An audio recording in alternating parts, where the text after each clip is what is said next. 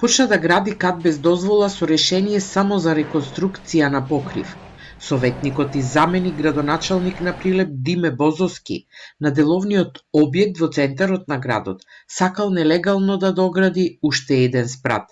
Сега, над приземјето е поставена бетонска плоча со железни столбови, но градежните активности се запрени.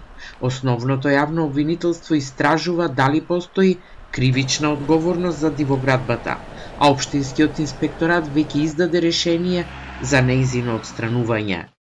При вршење на вонредниот надзор, констатирано беше дека се изведува надградба на деловен објект со приземје, без одобрение за градба.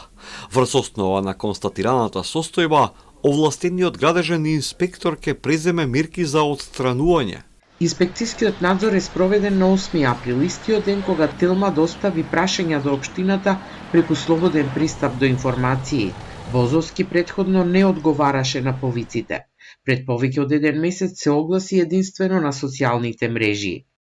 Невистиното е дека се гради незаконски. За овој објект постои основен проект и решение издадено од општина Прилеп.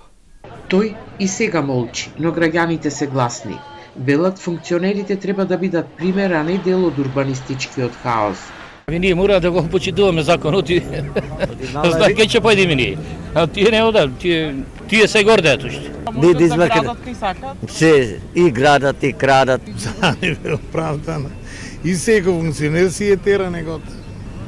Тоа е таа вистината, сакаш или не ичиш. Од Прилепското обвинителство за Телма информираат дека во тек е предистражна постапка и издадена е наредба за градежно вештачење на објектот.